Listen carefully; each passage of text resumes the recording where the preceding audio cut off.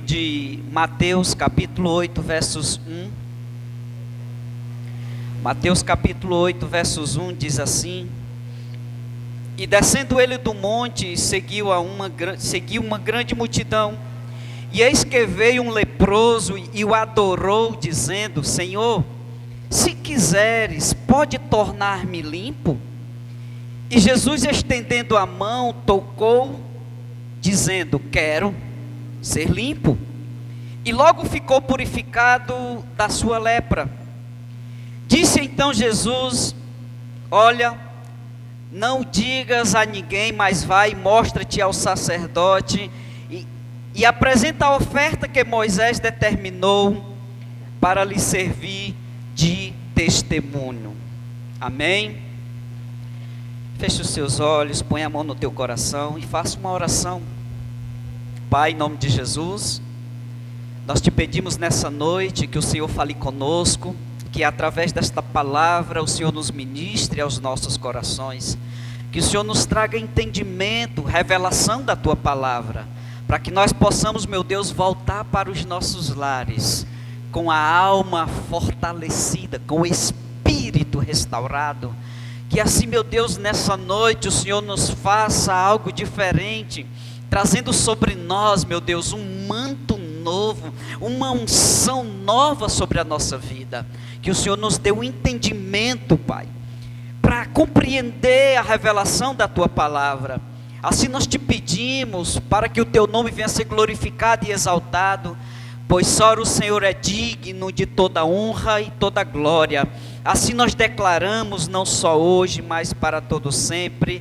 Amém. Graças a Deus. Dê mais um aplauso a Jesus, porque Ele é digno. Aleluia. Glória a Deus.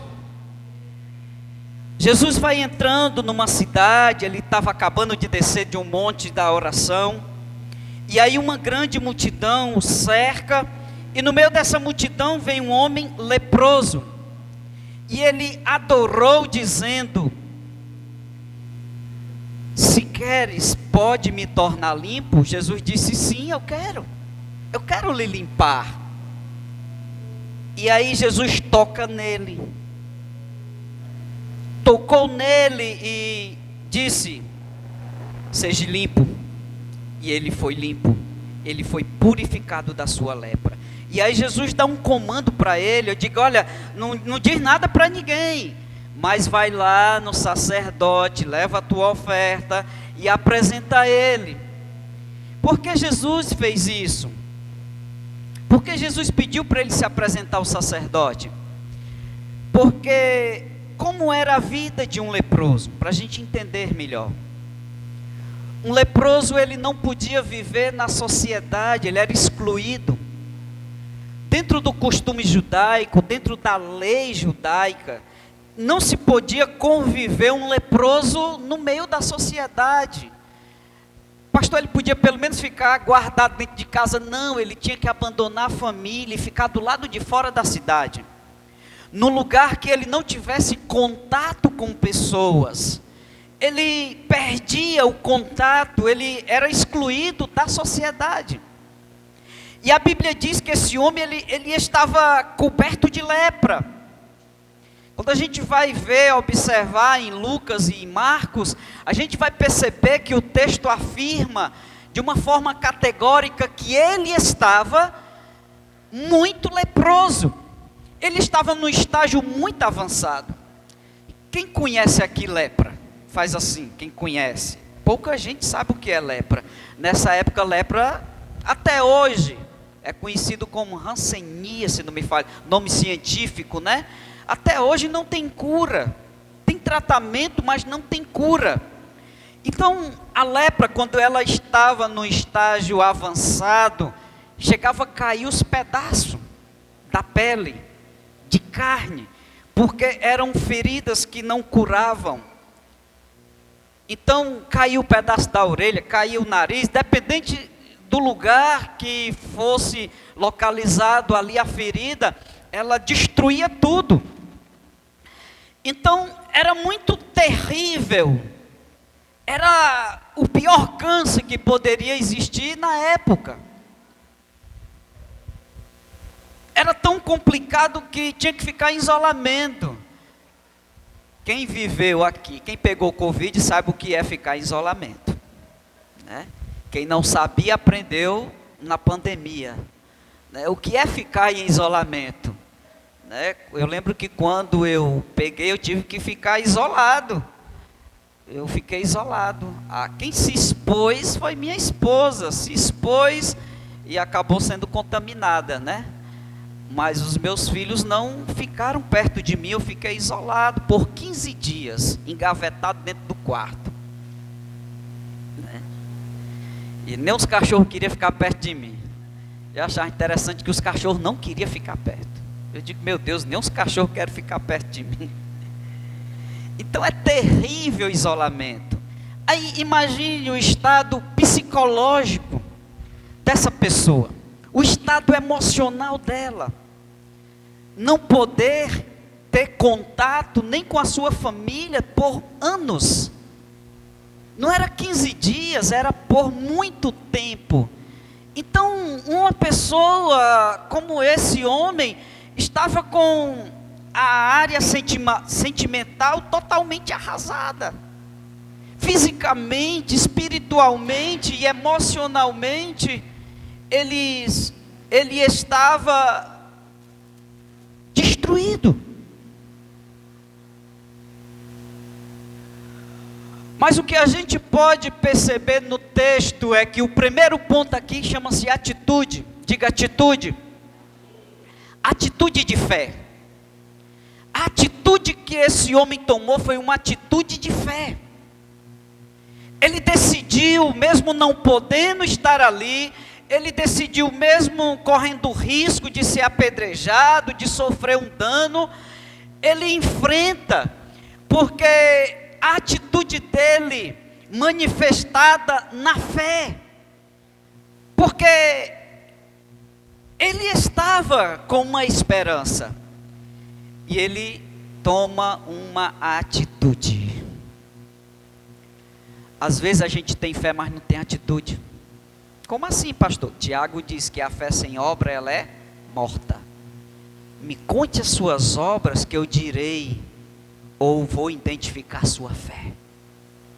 Porque a fé sem obra é morta. Não adianta eu dizer, eu tenho fé, mas você não tem um testemunho para contar. Que fé é essa? Tiago diz que essa fé, ela é morta. Ela está em você, mas ela não age, ela não tem nenhuma ação. Então esse homem, ele nos dá aqui o primeiro exemplo, a atitude de fé, porque é pela fé. Se eu tiver fé, Mateus 17:20 diz que se eu tiver fé do tamanho de um grão de mostarda, eu direis a este monte, passa daqui para lá, e há de passar, e nada vos será impossível. Se eu tiver fé do tamanho de um grão de mostarda, significa dizer que eu não preciso ter a fé do tamanho dessa igreja, eu preciso ter só um pouquinho, mas que seja uma fé ativa, que ela de fato seja ativa. E a fé desse homem, ela estava ativa, embora houvesse aqui um conflito, mas a atitude demonstra fé, porque foi uma atitude de fé. Mas quando ele pergunta, mestre, será que o senhor pode me curar, por favor? Se você observar a forma que ele pergunta, ele chega bem mansinho. Diferente muitas vezes da gente, que a gente chega, Senhor, me dá meu milagre, eu quero, faça isso, no nome de Jesus, eu quero, eu posso. Às vezes a gente vai na direção de Deus, numa arrogância tão grande, e na maioria das vezes a gente volta de mãos vazias. A gente entra de mãos vazias na presença do Eterno e volta de mãos vazias, porque tudo depende da forma como eu estou me dirigindo a Ele. Observe a forma que esse homem se dirigiu. ele diz assim na parte B do versículo: se quiseres, se o Senhor quiser. Porque tem um condicional dele, ele diz: só se o Senhor quiser. O Senhor pode me limpar? Porque não era uma exigência da parte dele. Mas ele estava colocando a situação dele e disse: se o Senhor puder me limpar. Qual foi a resposta de Jesus?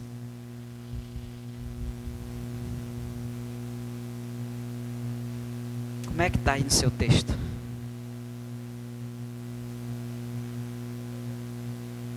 Jesus disse o quê? Vou pensar? Vou ver? Gente, Jesus disse assim: eu quero. Significa dizer que o desejo de Deus é de nos abençoar. O maior desejo de Deus é de nos abençoar. Por quê? Porque nós somos alguém que é precioso para Ele. Nós somos alguém que Deus deu o seu melhor por nós. Será que nós temos algum valor diante de Deus? Porque Deus disse assim: Deus amou o mundo de tal maneira que deu seu único filho, filho unigênito, para que todo aquele que nele creia não pereça, mas tenha a vida eterna. Isso é a maior prova de amor. É Deus dizendo assim: você é muito importante para mim. Você é especial para mim. E a resposta dele para você é: eu quero lhe abençoar. Jesus está dizendo: eu quero lhe abençoar. Eu quero lhe curar, eu quero lhe transformar. Eu quero lhe acrescentar, eu quero realizar os seus sonhos. Eu quero. Jesus quer fazer infinitamente mais do que pedimos ou pensamos. Essa é a vontade do Pai para comigo e você. Porque você é alguém que Deus olhou, embora estava no pecado, mas como diz lá em Romanos, ele diz que mesmo ainda no pecado, ele provou o seu amor, porque ele não deu a vida pelo justo, ele deu a vida pelo pecador. Ele deu a vida dele, Jesus se entregou na cruz, não foi pelo justo. Ele diz: eu não vim buscar o justo, eu vim buscar o pecador. O justo não precisa, quem precisa é o pecador. Certa vez Jesus disse para os discípulos, para os fariseus, para quem estava ali ao redor dele, disse: eu não vim, os doentes é que precisa de médico. Os bons, os sãs, eles não precisam. Ele disse: eu vim buscar o que estava perdido. Então essa é a natureza de Deus. Ele veio para nos resgatar. Então quando esse homem leproso cai nos pedaços e pede, Jesus diz: eu quero. Sim, quero. E olha o que Jesus fez: toca nele. Jesus tocou em quem? No leproso, que ninguém queria chegar perto. Jesus toca em uma pessoa rejeitada pela sociedade, excluído, mas Jesus vai lá e toca. Quem quer ser tocado por Jesus? Jesus foi lá e tocou. Tocou nele primeiro e disse: eu quero. E ele foi limpo, ficou limpo. No dia que Jesus me tocou, ele me limpou. No dia que Jesus me achou, ele tocou em mim e me lavou com seu sangue derramado na cruz. no dia que Jesus lhe encontrou. Se ele ainda não lhe encontrou, ele vai lhe encontrar. E sabe o que é que ele vai fazer? Ele vai tocar. Se você ainda não sentiu esse toque, você pode sentir ele hoje. Esse toque na tua alma. Porque esse homem, ele foi limpo por completo. Ele não foi só limpo da lepra. Ele foi limpo da alma. Ele foi purificado na alma.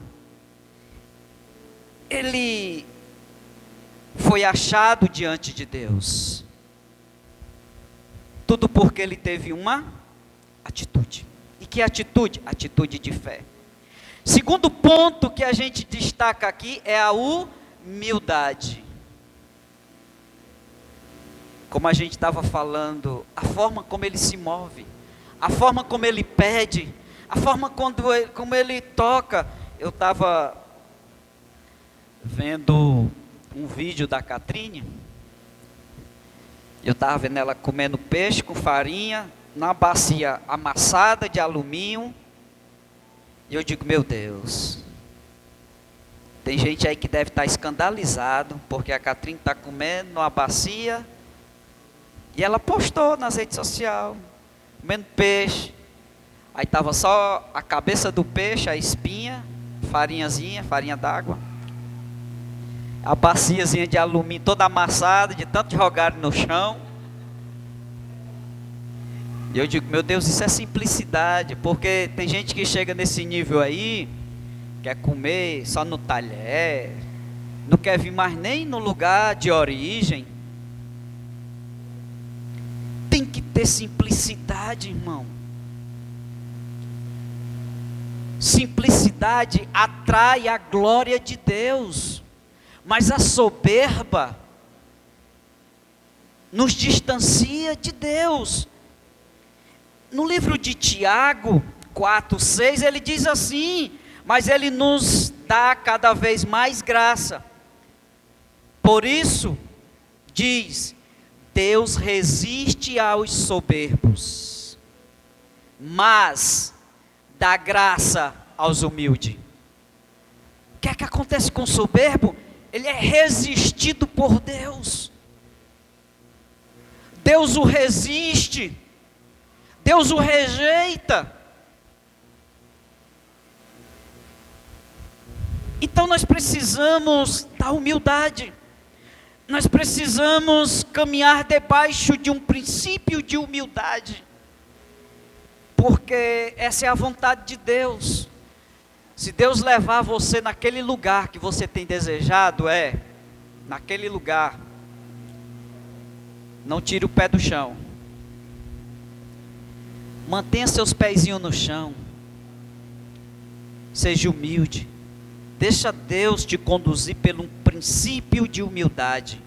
Porque foi uma das coisas que Jesus não mediu esforço nenhum para dizer, eu quero limpar. E vai ser agora.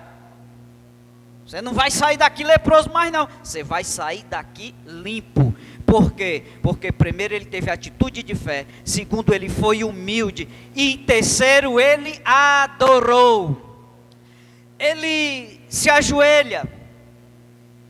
Ele se posiciona na frente do Eterno, com o coração inclinado, e adorou a Deus. Você tem ideia do que é isso? Adorar, se curvar? Veja o que é que diz em Salmo 51:17. Os sacrifícios para Deus são um espírito quebrantado, um coração quebrantado e contrito, não desprezará, ó Deus. Deus não vai desprezar nunca e jamais. Primeiro, atitude de se colocar na presença do Eterno. Terceiro, humildade. Segundo, humildade. E terceiro, ele adorou. Quando Davi pecou, Salmo 51, quando Davi pecou, quando Davi deu o vacilo dele, e não foi pequeno vacilo, um vacilo grande. Por que que Deus não rejeitou Davi? Por que que Deus não meteu a sola em Davi? Por que que Deus não pegou o trono de Davi?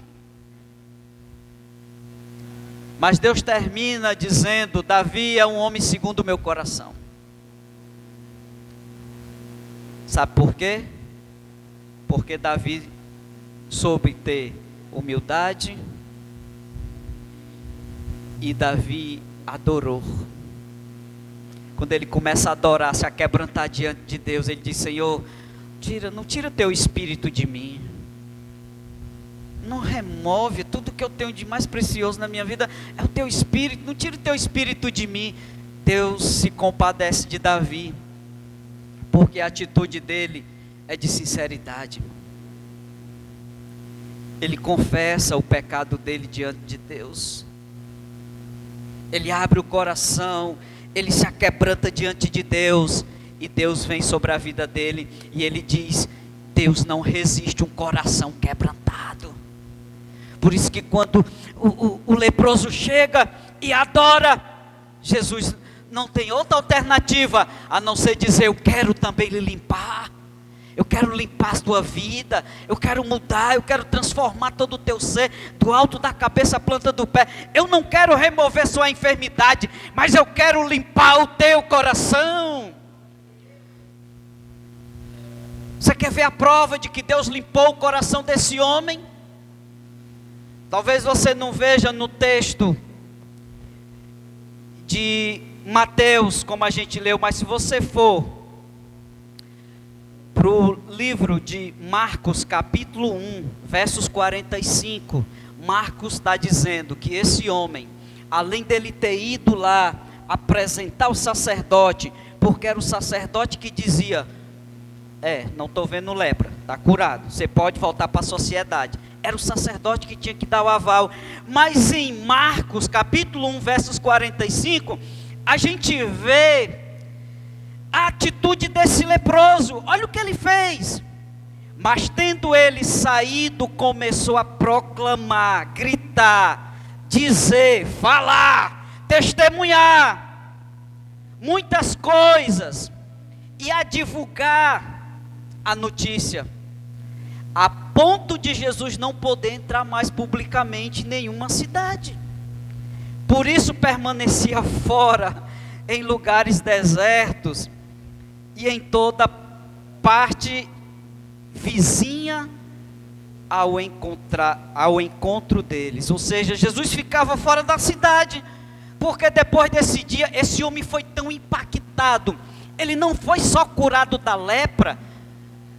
Naquele dia, Jesus penetrou na alma dele, limpou a alma dele. O encontro foi tão profundo com aquele homem, que ele não se conteve. Jesus disse: tu não diz nada para ninguém, macho. Ele disse: eu não posso, porque eu tenho que falar o que Deus fez na minha vida. Você sabe qual é o nosso defeito? É de não poder abrir a boca e dizer o que Deus fez. Quem era você? Abra sua boca e dê testemunho. Já por 2 vezes ou mais, quem quer dar um testemunho? No meio de 100 pessoas se levanta 2 querendo dar um testemunho. Ei, Deus te curou, Deus curou a tua alma, Deus já fez um milagre na tua vida, e não tem milagre maior do que a salvação. Aprenda isso. Saiba andar pelas ruas, qualquer lugar, e você poder dizer: Deus fez um milagre na minha vida. Por quê? Porque eu era um viciado e não sou mais. Quantas pessoas querem se libertar do vício e não conseguem? Quantas pessoas fazem tratamento caríssimo e não conseguem se libertar? Mas quando o Espírito Santo invade a vida de um ser, quando ele penetra, quando a pessoa diz assim: tu podes entrar na minha vida? Jesus disse: posso. E ele não só entra, como muda. Aprenda a testemunhar o que Deus fez na tua vida. Se você de fato é uma mulher e um homem de Deus, que Deus fez alguma coisa na tua vida, abre a tua boca. Ou então se comporta, dá testemunho, porque o testemunho é a maior pregação. Você nem precisa mergulhar em muitas palavras, mas as pessoas vão olhar para você e vai dizer: fulano agora é crente, vai para a igreja todo domingo, vai para um tal de um discipulado, não pode ver a gente que quer falar de Jesus. Por quê? Porque de fato um milagre aconteceu, assim como aconteceu na vida desse homem, tem que acontecer na nossa, irmão. Nós precisamos entender que o maior milagre não é remover uma enfermidade da nossa vida, não. O maior milagre é Ele poder ser o dono do nosso coração.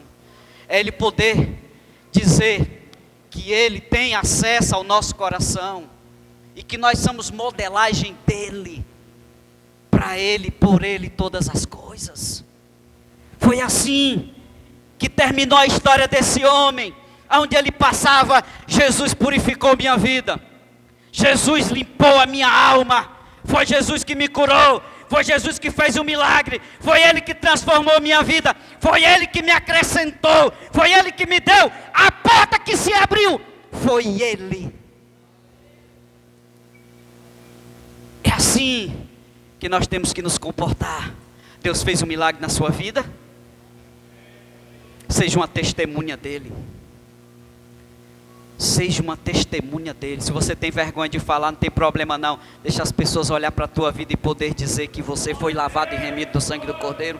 Que você não é mais o mesmo, não é mais a mesma, mas que Jesus mudou a tua vida. Que você agora vive para Ele. Que você agora tem um dono, Jesus, e é Ele que dirige a tua vida. Aleluia. Ele foi tocado por Jesus. Glória a Deus. Se você ainda não foi, deixa Ele te tocar. Se você ainda não foi, hoje Ele quer tocar você. Deixa Ele tocar no mais profundo da tua alma. Porque quando Ele tocar, quando Ele acertar, quando você pedir, toca em mim, Ele vai dizer: eu quero tocar. Só me permita, porque eu quero tocar. Porque eu quero lavar a tua vida. Eu quero remover toda impureza. Porque Ele quer deixar você limpo. E o homem foi limpo. Quando Jesus tocou, ele foi limpo. E depois que ele foi limpo, ele deu testemunho de Jesus. Aleluia. É essa obra redentora. É quando Jesus nos acha. E quando Ele toca na nossa vida. E que Ele faz mudança. A minha vida tem que ser uma vida de testemunho. Eu não posso me calar. Ninguém pode me calar. Ninguém pode me calar. Porque eu tenho que declarar que quem mudou minha vida foi Jesus. Não foi o meu esforço. Eu tenho que ter humildade suficiente para dizer: não foi a minha capacidade, não foi a minha força de vontade, foi Jesus. Foi Ele que me pegou pela mão e me tirou do lamaçal, me tirou das trevas e me levou para a luz. Foi Ele. Foi Ele que fez o milagre na minha vida. Foi Ele que me deu o direito da vida eterna. Foi Jesus que foi para a cruz. E foi Ele que me deu esse direito, esse legado de poder entrar no céu. Porque Ele pagou um preço. Não porque eu mereço. Não sou merecedor. Eu simplesmente fui amado por Jesus. Jesus não está preocupado com o teu passado, Ele está preocupado com o teu presente. Jesus quer tocar no teu coração. Fica de pé. Fica de pé, igreja. Fica de pé e deixa Jesus agir na tua vida agora.